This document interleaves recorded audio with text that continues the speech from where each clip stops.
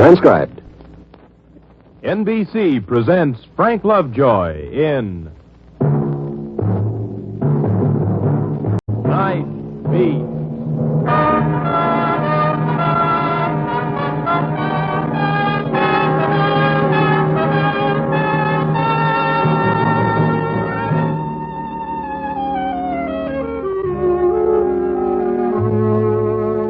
Hi, this is Randy Stone. I cover the night beat for the Chicago Star. Chicago was known as the Windy City, and for good reason. The winds blow by the hour and the week and the month. Off Lake Michigan, up from the plains country, and down from the heavy timbered north. If you cock your ear, you can hear 27 languages whistling in from the suburbs. Lift your nose, and the breezes will fill it with the scent of foreign cooking, the perfume of the shop girls, and the aroma of businessmen's cigars. Push your hand into the wind, and you can feel the dampness of the tears. And if you really tilt your head the right way, close your eyes, hold your breath, and listen hard, you can hear the moans of the dying. It was a busy Wednesday night. Barnes on the city desk asked me to lend a hand, and I filled in on rewrite for a couple of hours. I just finished taking a leg man's notes over the headphones when the switchboard buzzed me on a personal. Randy Stone? Yes, speaking. My name's Richards. I'm a doctor on a receiving ward at Cook County Hospital. Stone, an accident case just came in asking for you. A fellow by the name of John Smith. That's a familiar name. He was hit by a car on a Damick Street about an hour ago. We've done everything we could. He hasn't got long. That bad? The chaplain just administered last rites. John Smith, huh? Yeah. Tell him I'll be right over, Doctor.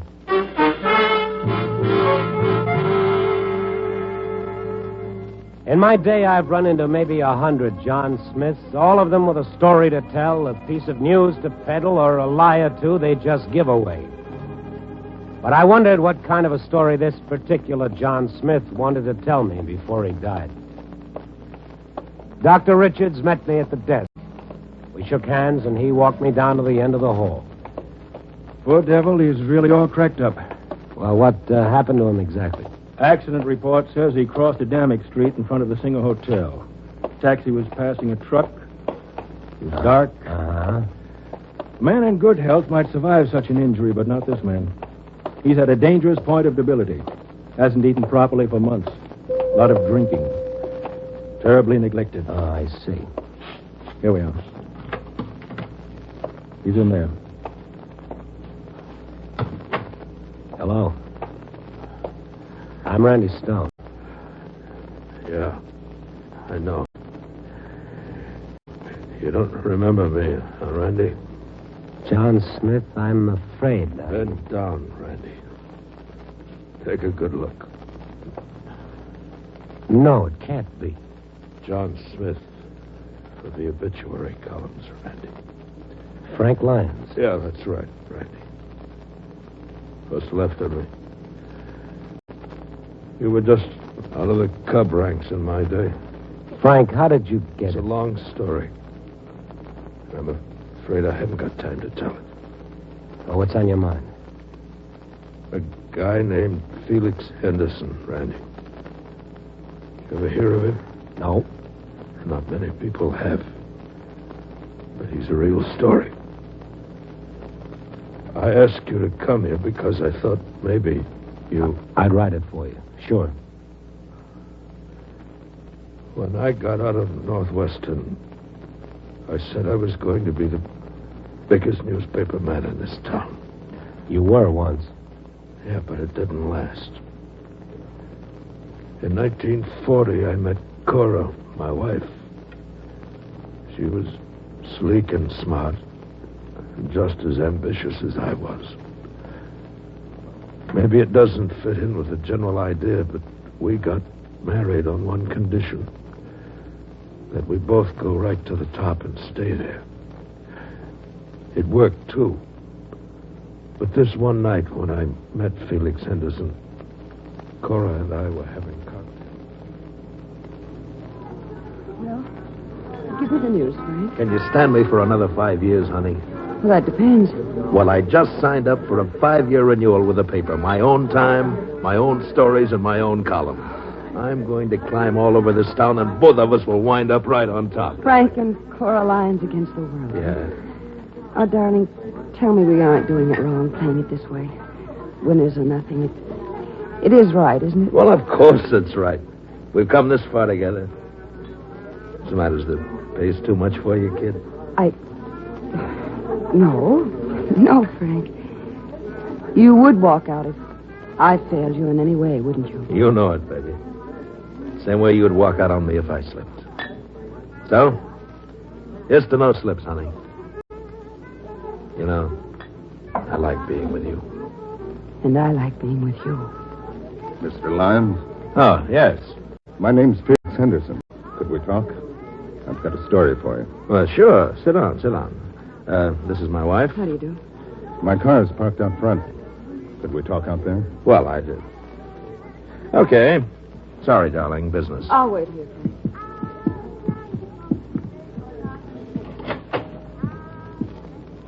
Frank. Okay, Henderson, what is it?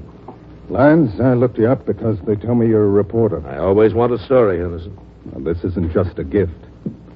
I'm not offering you a rumor or something. This is my car. Okay.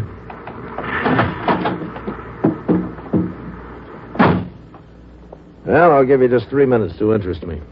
It's about old Stan Callahan, the big contractor. They're going to get him on an embezzling charge. Stan Callahan on an embezzling charge? Well, you're crazy, Felix. Yeah? I've got the proof right here in this briefcase. 500. Okay. Let's have it, but it better be straight. In a nutshell, it's this. Here's his bookkeeping records. It's all down here in fine print, how he did it. Oh. Can I borrow these? You cannot. You can sit here in the car and make a longhand copy of anything you want. Well, these look like IOUs. They are. Old Stan Callahan's daughter, Patricia, lost a lot of money to a gambling syndicate. Wrote them these IOUs. Callahan refused to come across at first, but the gamblers put the pressure on him. So old Stan stole the money from the company and paid off for his daughter. Oh. Where do you fit in, Felix? I'm a private detective. A certain gambling interest asked me to keep an eye on Patricia Callahan just in case she tried to leave town or something. Okay, Felix, this is a story, and you will get your 500. So I wrote the story. My paper printed it. The Banner was sued for libel. Callahan was never indicted. All that stuff Felix Henderson had shown me was so much junk. I was bounced and blackballed and washed up overnight. I tried to tell everybody that it was a frame, but nobody would believe me. What about this Felix Henderson? I never could break it because Felix Henderson vanished. Whoever wanted me broken, whoever it was, hired him to frame me.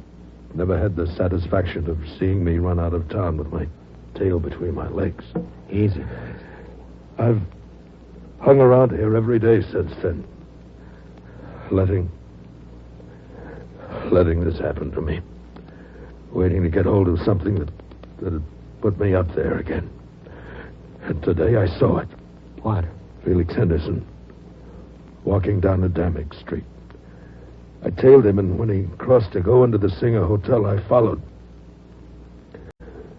Only, with my luck, here I am. A loser again. I'll go and see him for you, Frank. Thank you. Thank you, Stone. Frank, this wife of yours, would you like me to... No, forget her, Randy. She kept our agreement and divorced me a long time ago. She's with a new winner now. Henderson, that's who I want you to see. Just Henderson.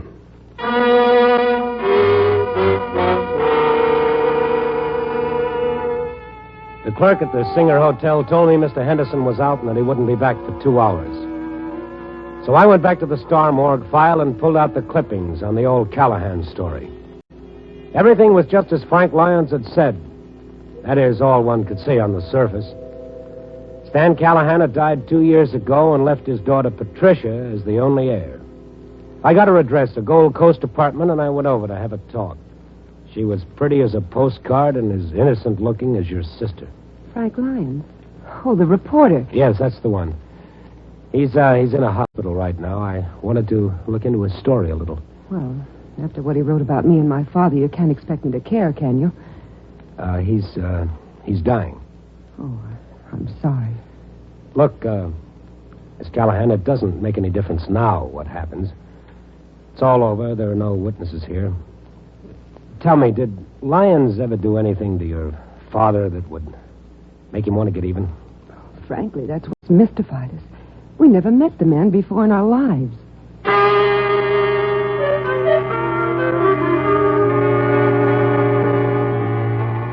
I journeyed back to the Singer Hotel to see Felix Henderson. They said he was in the bar. I found him. A tall, lanky, gray-haired guy with a hard face.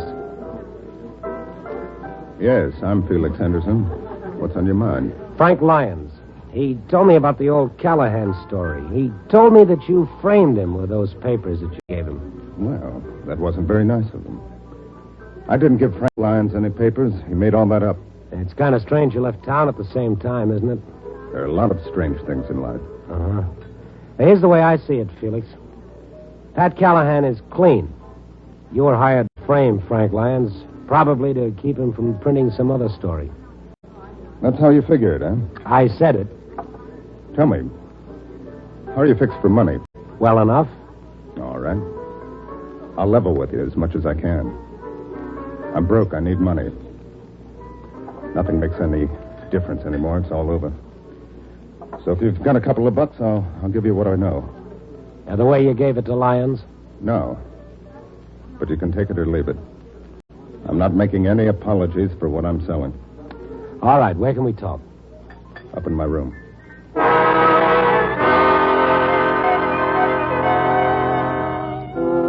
So we finished our drinks and climbed up the stairs to his room. He looked nervous and a little scared, and frankly, I didn't know what to expect. I walked behind him all the way. He unlocked the door, and we went in. I never can find that light switch. It should be on the right over here.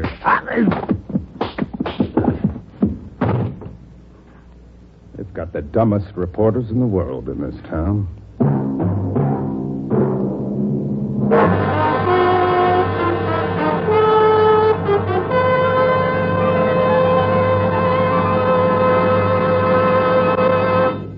NBC is bringing you Night Beat, starring Frank Lovejoy as Randy Stone. It's the Silver Jubilee on NBC. Here's a program note. Be sure to hear the new adventure series, Martin Caine, Private Eye, featuring popular stage and screen actor Lloyd Nolan, beginning this Sunday over NBC. And remember your two Friday evening favorites, The Amazing Mr. Malone and The Man Called X, starring Herbert Marshall. Yes, Friday evening means top mystery entertainment with The Amazing Mr. Malone and The Man Called X. And beginning Sunday, hear Martin Caine, Private Eye, all on this, your NBC station.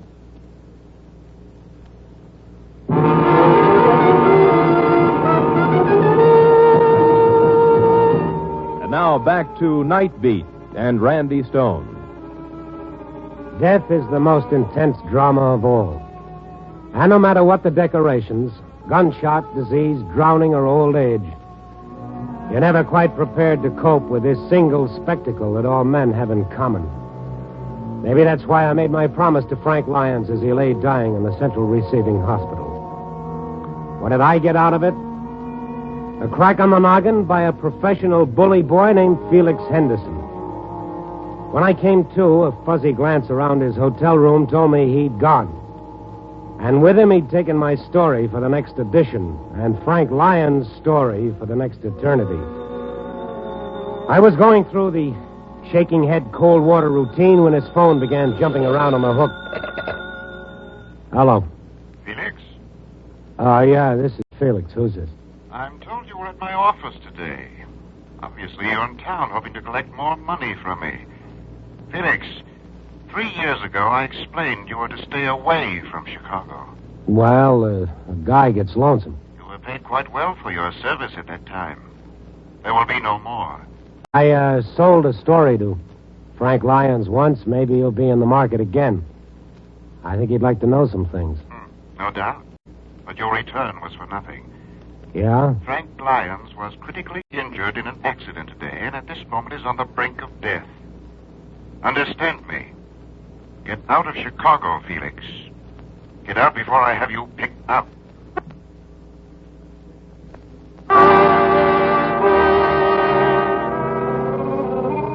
The nameless voice on the telephone obviously belonged to a man who had engineered the frame-up of Frank Lyons. There was no way to find out who he was, even though that was my job and my promise to a dying reporter. So I beat it back across town to Central Receiving Hospital, praying all the way that Frank Lyons would still be alive. He's hanging on, Stone. Been conscious on and off since you left. I don't know how, but he's hanging on. Can I talk to him, Doctor? Sure, why not? As far as he's gone, it doesn't matter. Come on. Thank you. Go ahead, Stone. I'll stand by. Thanks, Doc. Hi. Randy? Yeah, it's me again. I'm like a cub, Frank. You gotta steer me a little nearer to the story. Did you talk to Henderson? Yeah, but I got nothing out of him. Randy, I'm hanging on here waiting for it. You've got to get it. I'm doing my best. Now, don't try to talk right now. Just listen to me. All right. Frank, what did you have on the fire then? What story was so big that somebody would want to frame you out of the business? Frank. Frank! One side, Stone. Is he gone? About an inch away. Just lapsed again. This time it may be for good.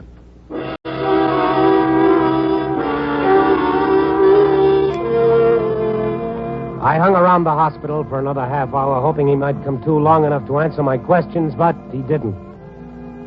And then I remembered he'd been married once. It occurred to me that most guys talk to their wives about things, so I decided to look up his ex-wife. She'd married a lawyer named Palmer, and they lived in Glencoe. Took me 3/4 of an hour to get out to her address. A big brown house that was a shade smaller than Soldiers Field. I was asked to wait in the library. I'm Addison Palmer. Sorry to have kept you waiting, Mr. Stone.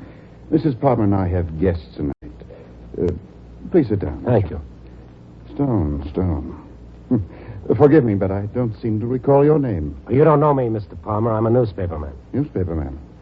Oh, really? I asked the man who answered the door if I could speak with Mrs. Palmer. Oh, and I must have misunderstood. I thought you came to see me. You an old friend of my wife's? No. I asked because Mrs. Palmer's former husband was a newspaperman also. Wait here, Mr. Stone. I'll get Cora.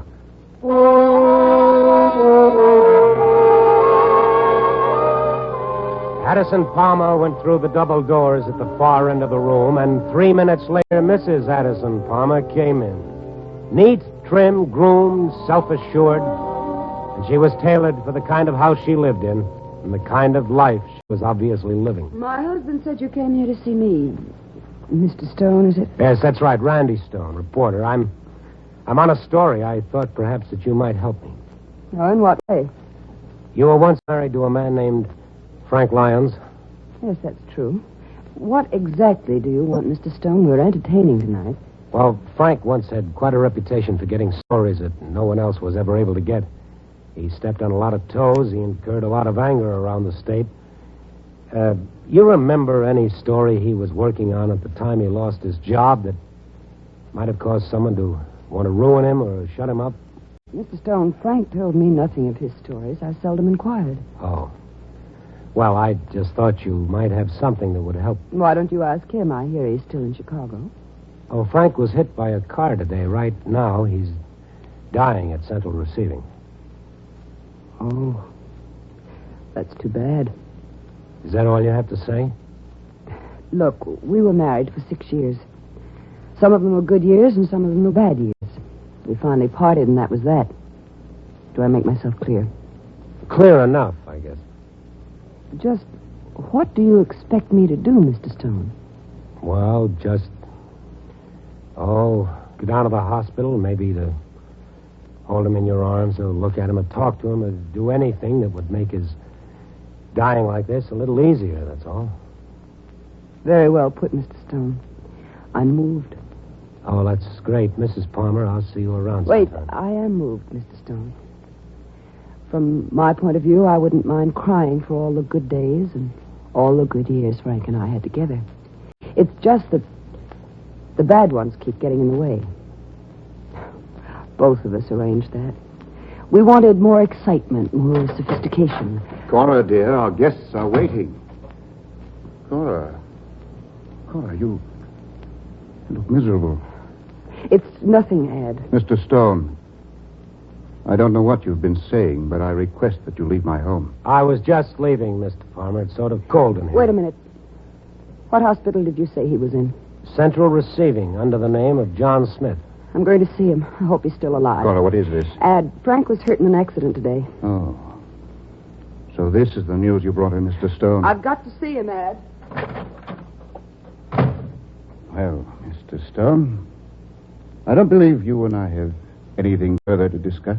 I don't think so. Oh, what paper are you on? Chicago Star.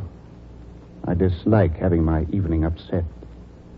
I'll do my very best to have you fired, Mr. Stone.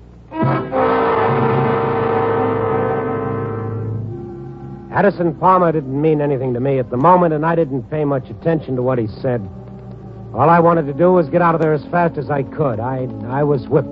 There was nowhere to go and nothing to do. I wasn't going to be able to keep my promise to Frank Lyons after all. I was sitting in my car across the street from the Palmers, smoking a cigarette, when my first real break showed up. A tall man in a dark suit and coat climbed out of a cab, paid the driver, and headed for Palmer's front door. He didn't see me, but I saw enough of him to recognize a familiar face. It was Felix Henderson. I hurried to the phone booth of an all-night drugstore and put in a call to the paper. I got Poby in the file room. Hello. This is Stone, Poby. Oh, yes. Still working on the Frank Lyons thing? Yeah, I just got something that's got to be checked. Sure. Can you tell me who handled the Callahan libel suit? Hold on. Still got the clips out. Yeah, two attorneys. Fellows named Martin Jessup and Crane Killard. Oh. If you want to talk to them, they're part of the legal firm of Granger, Jessup, Killard, and Palmer. Did you say Palmer? Yeah, sure. Anderson Palmer. Richard's Creases, that one. Lives out in Glencoe in a 20-room bungalow. I know, Poby. And you ought to see who's on his guest list tonight.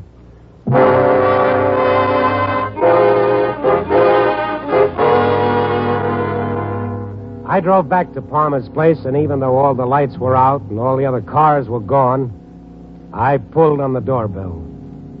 No one answered. Then I noticed the door was open a crack, and I just walked in. There was a light on in the bar and a man swaying behind it with a glass in his hand. Then before I could get to him, he pulled half the bar down as he fell. No, Felix. No, please. This isn't Felix Henderson. Let go of me. I'm just trying to help you up. Now stop fighting or I'll hit you with a beer mug.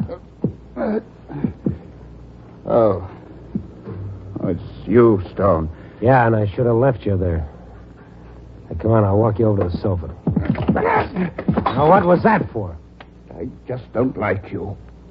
Now get out of here. I don't need your help. If you weren't half dead already, I'd break every bone in your face. Now, don't swing at me again or I'll do it. Now, sit down there. I'll make this short.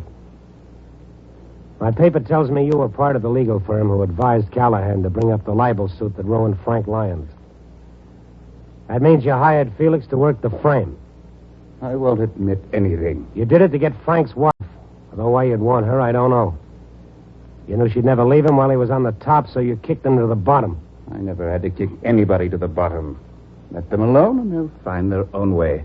Well, that's the way it's going to be in the paper tomorrow. You see, I met Felix Henderson earlier tonight myself, and I also met you on the phone when I was in his hotel room. Oh. Well, you need better proof than that, Mr. Stone. I broke one man for libelous statements. I'm capable of breaking you. Mr. Henderson's testimony, if you should ever locate him again, would be of no value without documentation. There is no such thing. Do you follow me? Yeah, I follow you.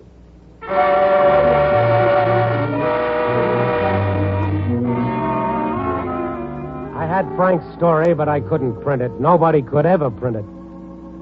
So I went back to the hospital to tell Frank about it if he was still able to listen. Dr. Richards met me. Went about 5 minutes ago, Stone. Sorry. Oh, I had something to tell him. If it's any comfort, he died with a smile, Stone. Yeah?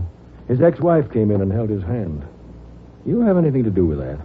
Well, I talked with her. Oh, here she comes now. I'll see you later.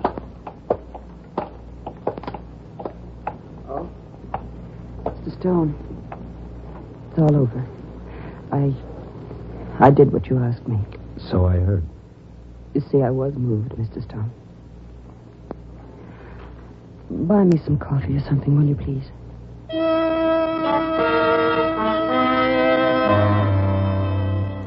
I bought her some coffee, and that seemed to help.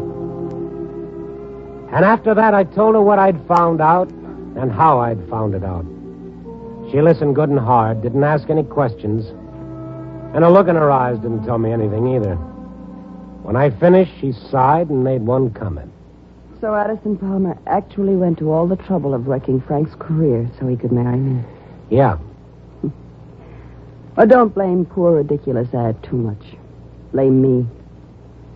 I wanted everything all the time. Always took, never gave.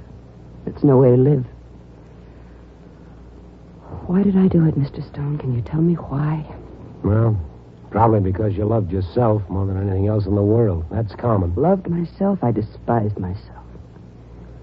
I could see myself in the mirror, watch myself wrecking not only my own life, but everybody else's. Somehow I couldn't seem to stop. Uh-huh. The biggest laugh, though, is on Addison Palmer. Wanting me. Me. That bad. It's like wanting to get smallpox. I won't argue with you. I wish I'd get hit by lightning or something. Well, you're not the type that attracts lightning. No, I guess not. I don't know why I talk like this in front of you. Maybe I'm just the voice of your conscience. I don't have one. I can't change myself, Mr. Stone. I am what I am.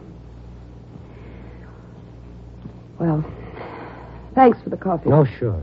As I said before, I don't know what to say to a woman like you. Don't say anything. So long, Mr. Stone. See you in the papers.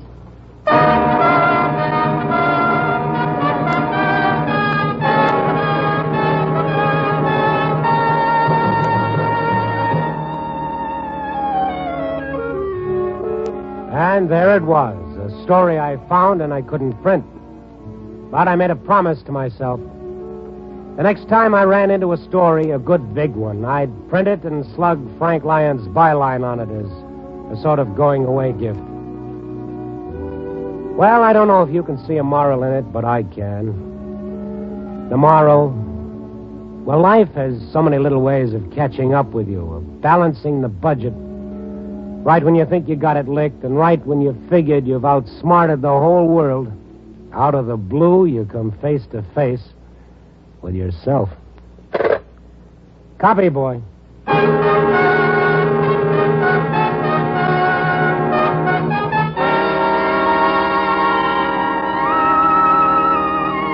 Night Beat, starring Frank Lovejoy, is produced and directed by Warren Lewis. Tonight's story was written by E. Jack Newman and John Michael Hayes, with music by Robert Armbruster. Frank Lovejoy can currently be seen co-starring with Joan Crawford and Robert Young in Warner Brothers' Goodbye, My Fancy. Listen next week at this time and every week as Randy Stone searches through the city for the strange stories waiting for him in the darkness. The proceeding was transcribed. It's the Silver Jubilee on NBC. Starting Sunday, July 1st, another top mystery show, Martin Caine, Private Eye, joins your NBC adventure program lineup. And here is the star, Lloyd Nolan, to tell you about it. That's right, folks. On Sunday, July 1st, I'll be on this same station as Martin Caine, Private Eye. I hope you'll join me, won't you? Yes, listen to Martin Caine, Private Eye, starring Lloyd Nolan, on this station beginning Sunday, July 1st. Hear The Amazing Mr. Malone tonight on NBC.